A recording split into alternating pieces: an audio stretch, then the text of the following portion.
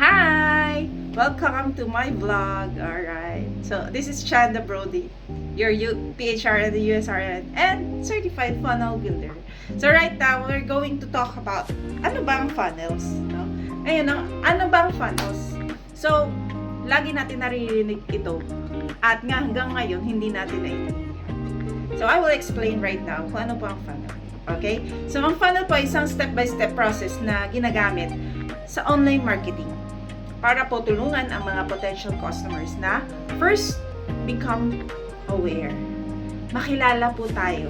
Okay? Lalo na kung Facebook account mo, social media account mo, less than hundreds or wala ka pang followers or clients, di ba? Lalo na kung bago yung business, right? So, hindi mo pa alam kung paano ka makakuha ng clients. No? Kumbaga, wala pang posibleng maging buyers mo because wala ka pang credibility to your own company. Alright? That is your tawag dito, yung company mo or your business mo. So, yun po yung first part ng funnel. So, funnels have different types. No? So, dito makikilala ka and yung awareness ng tao nandiyan. Alright? Number 2, magtitiwala sa'yo. Magkakaroon po silang ng interest and trust. Kasi nga, build yung funnel mo. And having a funnel, it is also called as modern website. Okay? So, hindi siya katulad sa website, but this is modern type of website. Okay? Number 3, ang purpose ng funnel is para makabenta, no? Bumili ng offer mo ang potential customers. So this is for conversion or sale. All right. So this is that's why we have some sales funnel na tinatawag, no? So number 4, maging loyal ang customers. So retention of your customer para paulit-ulit sila babalikan ka. Okay. So, alam niyo po yung embudo, right? Yung embudo po na ginagamit natin sa mantika, no? Diba ganun ang itsura, tapos sa ilalim maliit, narrow. Okay.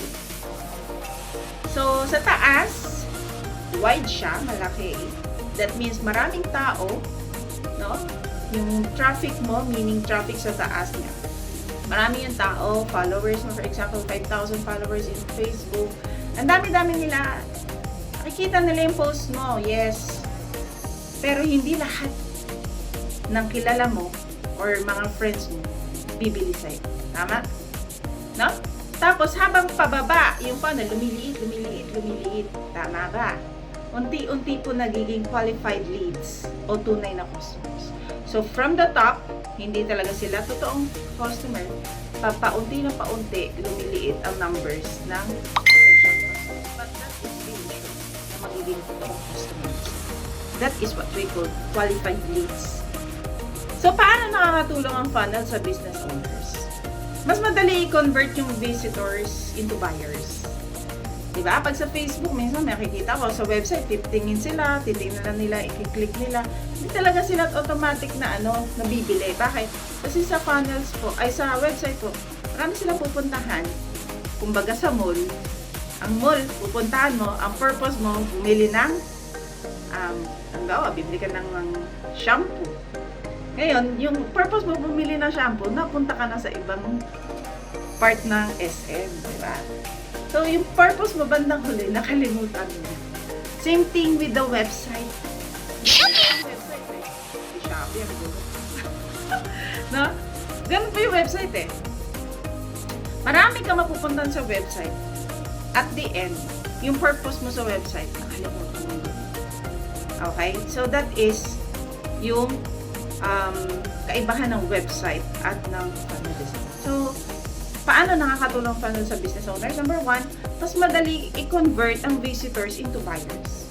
Kasi sa funnel, wala na silang ibang i-click kundi yun at yun lang hanggang sa matapos. For example, your funnel design purpose is to have new customers list. Okay? So that is what we call funnel leads. or lead funnel, no?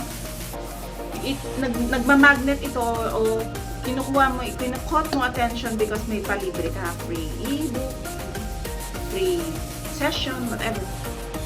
So, ito panghatak para dumami ang makakakilala at magtitiwala sa business mo. So, sa mas madaling i-convert ng funnel ang visitors into buyers.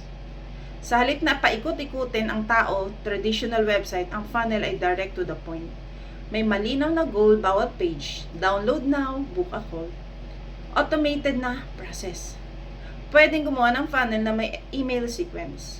Kaya kahit tulog ka na, may system na nagpipitch ng offer mo 24/7. Number 3, mas efficient ang marketing.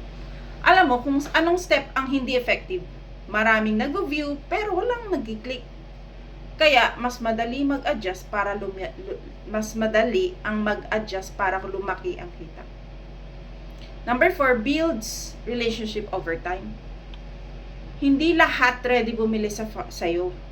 Sa funnel, pwede mo silang in-nurture gamit ang email, videos, or free content hanggang maging ready na sila.